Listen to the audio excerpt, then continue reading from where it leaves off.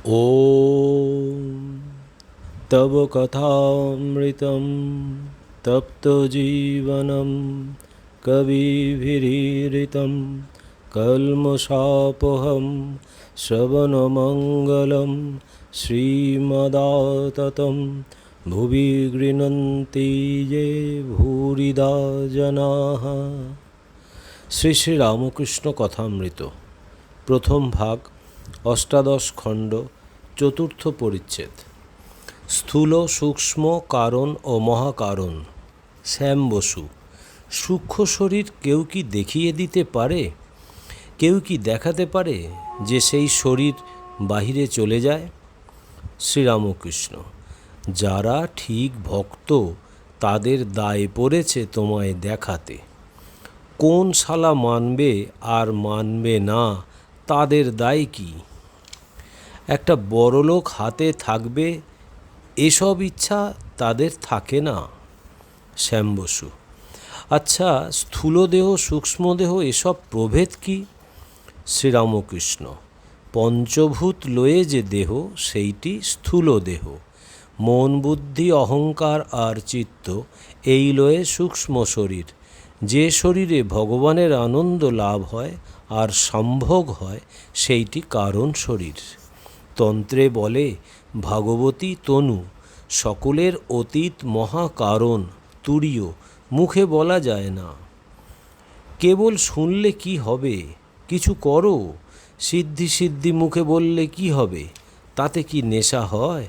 সিদ্ধি বেটে গায়ে মাগলেও নেশা হয় না, কিছু খেতে হয়। কোনটা 41 নম্বরের সুতা, কোনটা 40 নম্বরের, সুতোর ব্যবসা না করলে এসব কি বলা যায়? যাদের সুতোর ব্যবসা আছে তাদের পক্ষে অমুক নম্বরের সুতো দেওয়া কিছু শক্ত নয়। তাই বলি, কিছু সাধন করো, তখন স্থূল সূক্ষ্ম কারণ মহাকারণ কাকে বলে সব বুঝতে পারবে। যখন ঈশ্বরের কাছে প্রার্থনা করবে তার পাদপদ্মে একমাত্র ভক্তি প্রার্থনা করবে। অহল্যার শাপমোচনের পর শ্রীরামচন্দ্র তাকে বললেন, তুমি আমার কাছে বর লও। অহল্যা বললেন, রাম যদি বর দিবে তবে এই বর দাও।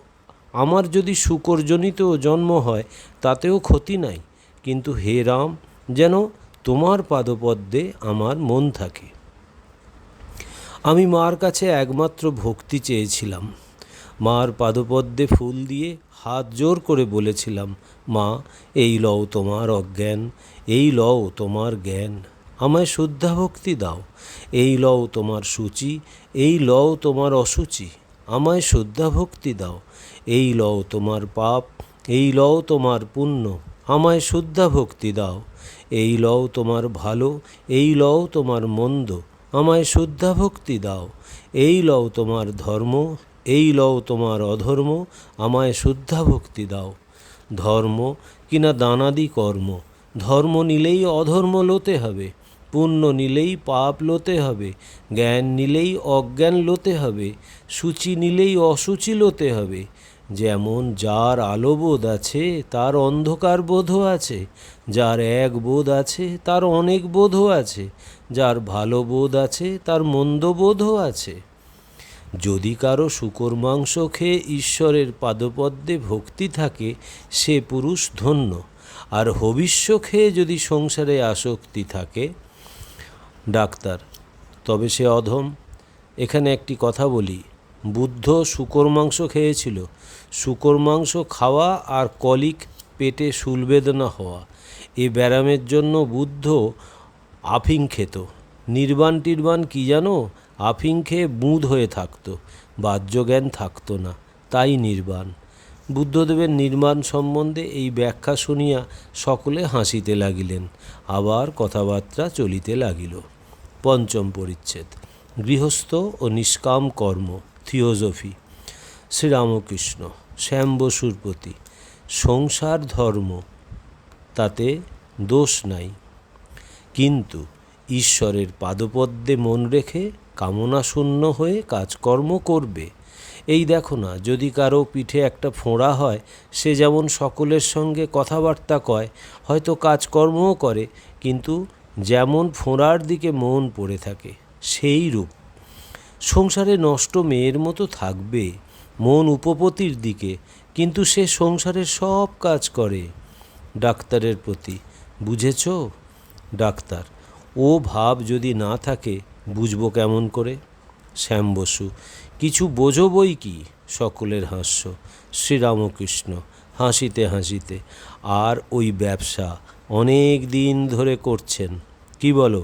সকলের হাস্য। শ্যাম বসু, মহাশয় থিওজফি কীরকম বলেন? শ্রীরামকৃষ্ণ, মোট কথা এই, যারা শিষ্য করে বেড়ায় তারা হালকা থাকের লোক, আর যারা সিদ্ধাই অর্থাৎ নানা রকম শক্তি চায় তারাও হালকা থাক। যেমন গঙ্গা হেঁটে পার হয়ে যাব, এই শক্তি। অন্য দেশে একজন কি কথা বলছে তাই বলতে পারা, এই এক শক্তি। ঈশ্বরের শুদ্ধাভক্তি হওয়া এই সব লোকের ভারী কঠিন। শ্যাম বসু, কিন্তু তারা থিওজফিস্টরা হিন্দু ধর্ম পুনঃস্থাপিত করবার চেষ্টা করছে। শ্রীরামকৃষ্ণ, আমি তাদের বিষয় ভালো জানি না। শ্যাম বসু, মরবার পর জীবাত্মা কোথায় যায়? চন্দ্রলোকে, নক্ষত্রলোকে ইত্যাদি, এসব থিওজফিতে জানা যায়। শ্রীরামকৃষ্ণ, তা হবে। আমার ভাব কীরকম জানো? হনুমানকে একজন জিজ্ঞাসা করেছিল, আজ কি তিথি? হনুমান বললে, আমি বার, তিথি, নক্ষত্র এসব কিছু জানি না, কেবল এক রাম চিন্তা করি। আমার ঠিক ওই ভাব। শ্যাম বসু, তারা বলে মহাত্মা সব আছেন, আপনার কি বিশ্বাস? শ্রীরামকৃষ্ণ, আমার কথা বিশ্বাস করেন তো আছে। এসব কথা এখন থাক, আমার অসুখটা কমলে তুমি আসবে, যাতে তোমার শান্তি হয়। যদি আমায় বিশ্বাস করো, উপায় হয়ে যাবে। দেখছো তো, আমি টাকা লই না, কাপড় লই না, এখানে পেলা দিতে হয় না, তাই অনেকে আসে। সকলের হাস্য। ডাক্তারের প্রতি, তোমাকে এই বলা, রাগ করো না, ওসব তো অনেক করলে, টাকা, মান, লেকচার। এখন মনটা দিন কতক ঈশ্বরেতে দাও, আর এখানে মাঝে মাঝে আসবে। ঈশ্বরের কথা শুনলে উদ্দীপন হবে। কিয়ৎকাল পরে ডাক্তার বিদায় লইতে গাত্রোত্থান করিলেন।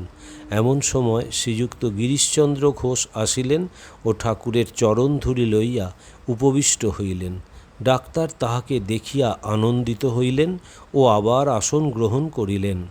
ডাক্তার, আমি থাকতে উনি, গিরিশবাবু আসবেন না? যাই চলে যাব হয়েছি, অমনি এসে উপস্থিত। সকলের হাস্য। গিরিশের সঙ্গে ডাক্তার বিজ্ঞান সভার, সায়েন্স অ্যাসোসিয়েশন এর কথা হইতে লাগিল। শ্রীরামকৃষ্ণ, আমায় একদিন সেখানে লয়ে যাবে? ডাক্তার, তুমি সেখানে গেলে অজ্ঞান হয়ে যাবে, ঈশ্বরের আশ্চর্য কাণ্ড সব দেখে। শ্রীরামকৃষ্ণ, বটে? ওম নিরঞ্জনম নিত্যম অনন্তরূপম ভক্তানুকম্পাধীত বিগ্রহং বৈ ঈশাবতারম পরমেশমিড্ডম তং রামকৃষ্ণং শিরসা নমামহম। শ্রীরামকৃষ্ণ অর্পণমস্তু।